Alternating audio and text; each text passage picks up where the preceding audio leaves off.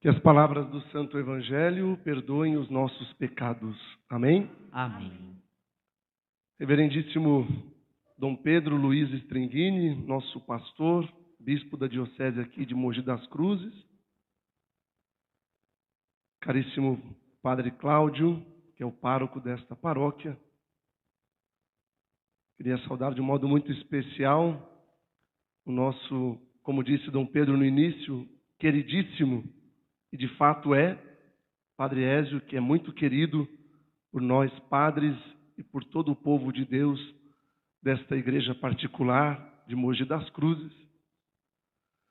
E uma saudação especial aos nossos padres, Padre Gabriel, Padre Vitor e Padre Tiago. Me dirijo também aos nossos queridos diáconos aqui presentes, às religiosas, aos irmãos e irmãs na mesma fé em Jesus Cristo, e a você que nos acompanha ao vivo pelas redes sociais, este meio de comunicação que nos aproxima. Esta semana eu fui incumbido de fazer o sermão na missa de hoje a pedido do Padre Ézio. Inicialmente, eu, como disse a primeira leitura, tive medo. Depois, meu coração se encheu de alegria, porque me sinto assim privilegiado, honrado, até porque o privilégio não é de estar aqui pregando numa data tão especial, tão marcante, que são seus 50 anos de vida sacerdotal, mas o privilégio maior é ter sido aluno do Padre Ézio há 20 anos atrás. É um desafio estar aqui nesse momento, depois de 15 anos de padre, e fazer o sermão, fazer a pregação na presença de doutores. Nós temos aqui, a começar pelo nosso bispo, o mestre, Dom Pedro também é professor. Ele que prega com muita eloquência, ele tem uma pregação profícua e eloquente. O que dizer então do Padre Ézio, o doutor Padre Ézio? Padre Cláudio, professor, Padre Gabriel, que foi o pároco desta comunidade, Padre Tiago, recém-chegado de Roma, também professor. É um desafio estar aqui nesse momento, mas o faço com muita humildade e com muito carinho, porque não poderia negar um pedido do Padre Ézio.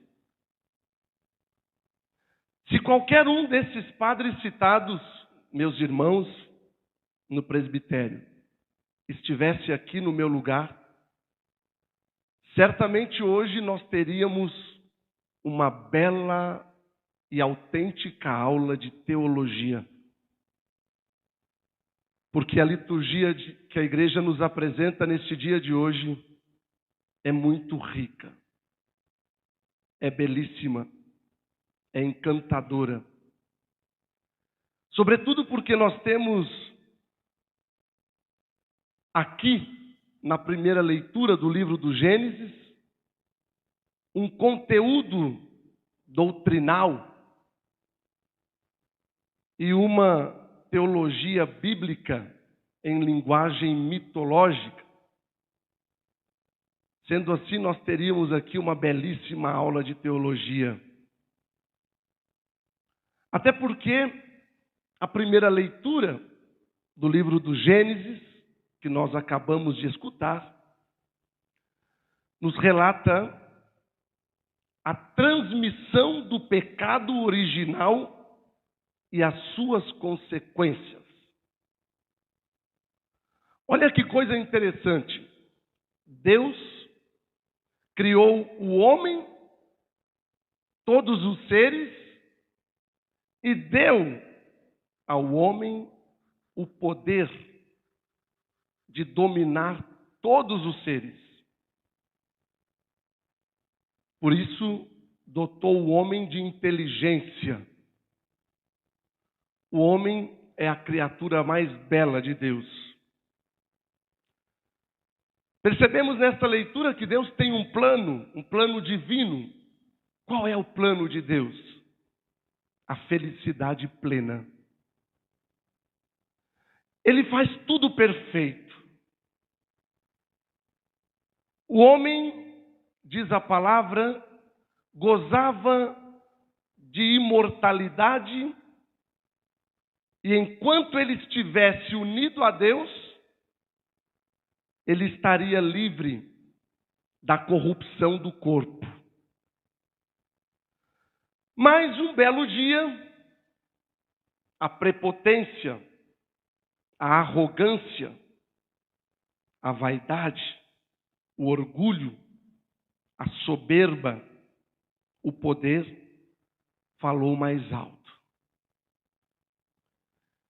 E aí temos então a famosa história que nós já conhecemos de Adão, Eva e a serpente que simboliza o mal. Temos aí uma luta entre os três. Temos aí o que nós chamamos e conhecemos uma tentação. Eva é tentada pelo mal. E nesse sentido, eu me lembro agora de uma metáfora que para mim é uma das metáforas que mais se aproxima quando nós queremos definir Deus. Quando nós queremos dizer que Deus é bom, a gente diz que Deus é pai, Deus é mãe. Abba, pai, papaizinho. Eu consigo aqui imaginar uma cena muito comum, para a gente poder entender melhor um pouquinho deste texto, que é a cena do pai, da mãe e do filhinho que vai no parque. Um belo dia, um domingo, o pai e a mãe pegam o seu filho e vai passear no parque. E quando chega no parque, o pai e a mãe estão sentados e o filho se vê livre no jardim, no parque. E ele vai brincar. E de repente o pai e a mãe percebem que o filho está longe. Ele grita e diz: vem aqui, você não pode sair dessa zona aqui não, tem que ficar aqui pertinho do pai e da mãe. E daqui a pouco o pai e a mãe dizem assim: olha filho, você pode brincar aqui no jardim, nesse parque, pode participar de todo esse espaço, mas não vai lá no lago, porque lá no lago tem jacaré. E se você cair lá, o jacaré vai te comer. E quando menos se espera, o que o filho teimoso e desobediente faz? Dá uma disfarçada no pai com a mãe e vai no lago, aonde não deveria ir, aonde foi avisado para não ir. Mas ele desobedece e vai. Ele chega no lago e imediatamente o jacaré o devora, por conta da desobediência. O Novo Testamento vai nos mostrar também uma cena de tentação, onde Jesus é levado ao deserto, igualmente Adão e Eva, pela mesma mentira, pelos mesmos propósitos, pelas mesmas propostas, mas há uma diferença entre Jesus, Adão e Eva. Ele não deixa ser vencido pela tentação. O diabo oferece a Jesus o poder, a ganância, a vaidade. Eu te dou tudo isso daqui, ó. Jesus diz: meu reino não é deste mundo. Vai para longe, Satanás. Vai embora. E Jesus nos mostra que é possível vencer as tentações. É possível vencer o mal. Tentação, a própria palavra diz tentar. Quando se tenta, pode-se conseguir ou não. E qual é o final desta dramática história? Deus chama, diz a leitura, lá no Jardim do Éden. Chama Adão, onde estás? Diz a palavra. O homem não está mais no lugar que deveria estar. Ele está escondido. A consequência do mal é a nudez, é o medo e o abandono. Adão está com medo. Eu escutei seus passos no jardim, fiquei com medo, porque eu estou nu. Quem procura a sua liberdade de um jeito errado, perde a sua dignidade de ser humano. A palavra diz que eles estão nus, perderam a dignidade por causa da desobediência, por causa do poder, por causa do orgulho, por causa da ganância. Caríssimos, é isso que acontece quando nós desobedecemos a Deus. Quando nós estamos longe de Deus, ficamos com medo, ficamos abandonados e ficamos nus, ficamos desprovidos, sem nada. Agora, quando Deus está presente na sua vida, tudo é diferente. Mas na frente Jesus vai dizer: sem mim nada podeis fazer. É isto que eu venho cantando há 5 anos. O que é que eu sou sem Jesus? Nada. Você pode ser o homem mais importante do mundo. Você pode ser a mulher mais importante, o homem mais rico, a mulher mais rica, o homem mais bonito, a mulher mais bonita, talvez até o padre mais famoso. Sem Deus, por mais alto que você esteja, um dia você vai cair. E quanto mais alto você estiver, pior será o seu tombo, pior será a sua queda. Por outro lado, com Deus tudo é diferente. Tudo posso naquele que me fortalece. O que é impossível para os homens é possível para Deus. E o mais bonito desta primeira leitura encontra-se no finalzinho dela, nos últimos versículos. Os últimos versículos da primeira leitura, extraída do livro do Gênesis de hoje, que acabamos de escutar, traz para nós uma mensagem de esperança. Porque Deus ama o homem que Ele criou. Deus nos ama e não nos quer nus, não nos quer abandonados, Deus não nos quer tristes, Deus não nos quer decepcionados, frustrados. Eu vim para que todos tenham vida, e a tenham em abundância, e a tenham em plenitude. Esse é o desejo de Deus para nós. Por isso, Deus ama tanto o homem, que nesta leitura, ao final,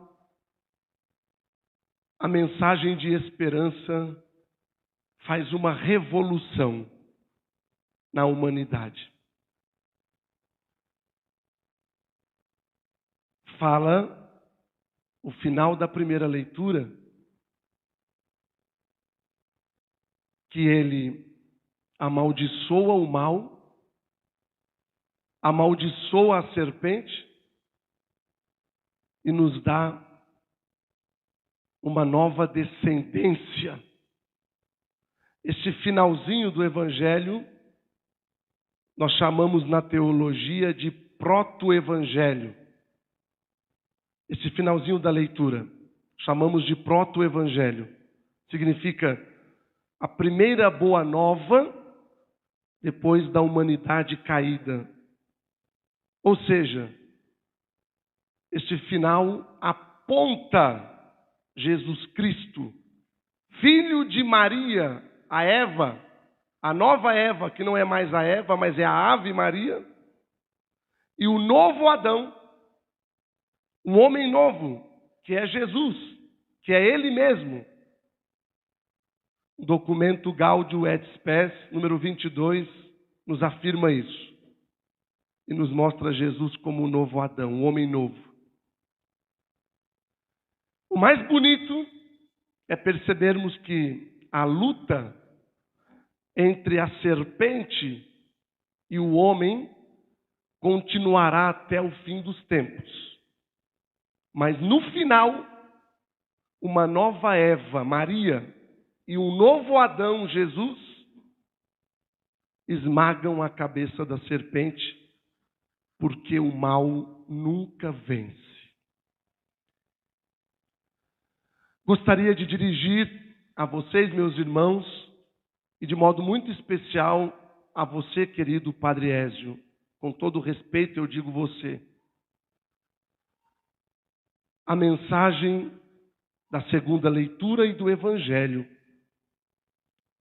Há 20 anos atrás, eu saía do Jardim Santa Teresa de madrugada, a pé, porque não tinha dinheiro para pagar passagem.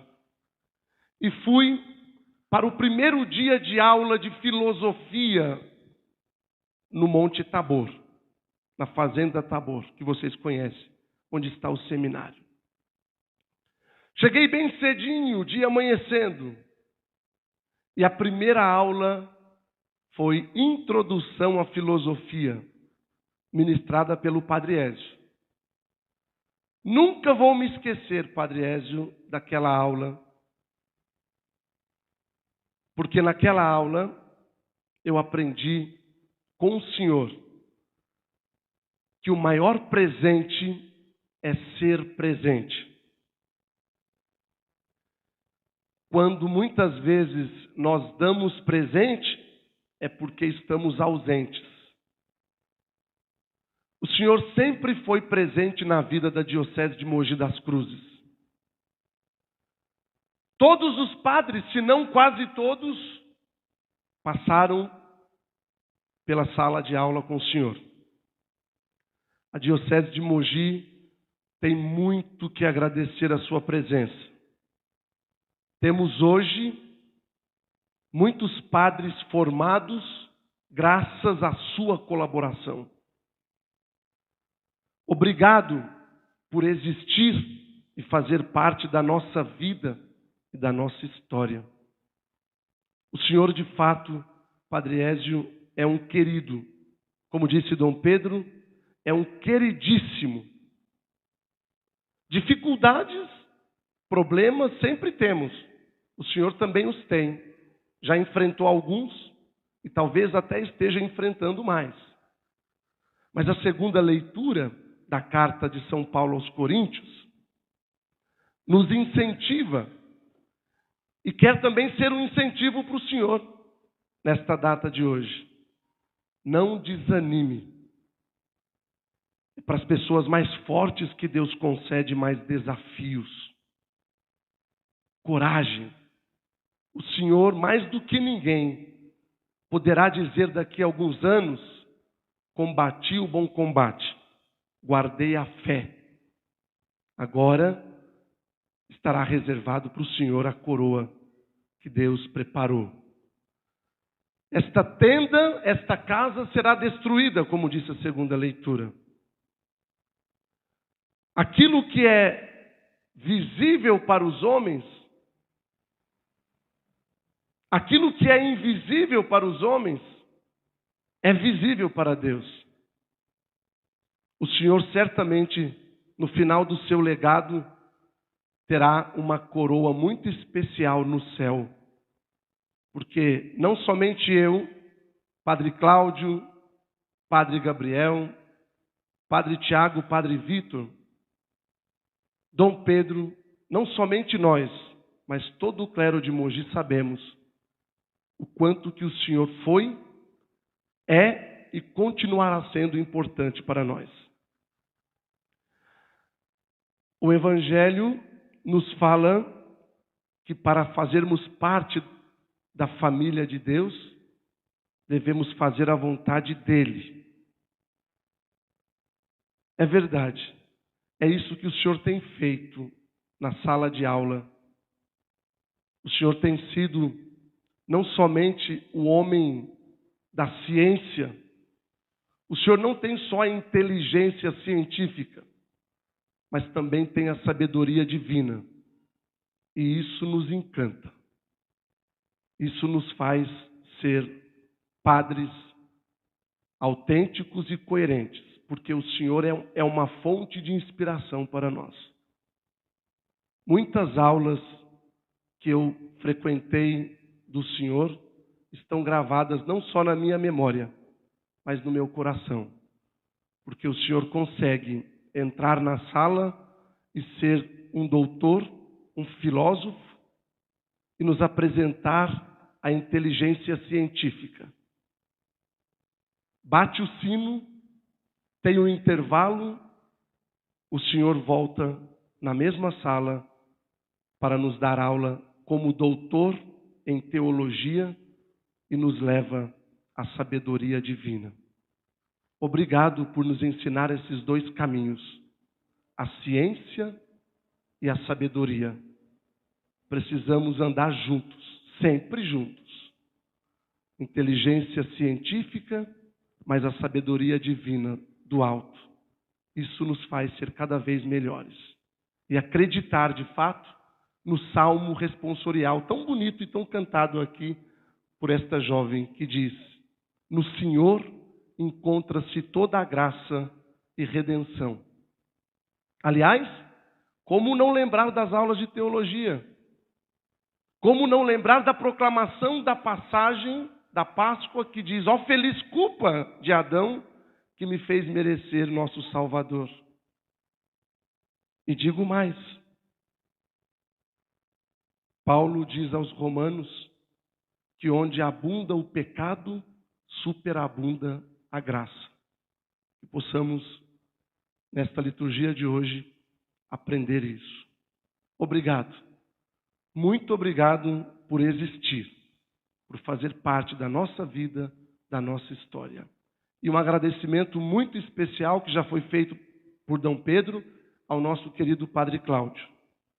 Ele aprendeu aquilo que eu aprendi no primeiro dia de aula.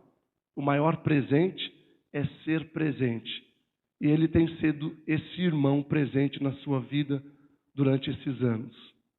Então, em nome de Dom Pedro, quero agradecer, em nome de todo o clero, ao Padre Cláudio, por se fazer presente na vida deste homem que merece todo o nosso aplauso. Vamos aplaudir, Padre Ezio.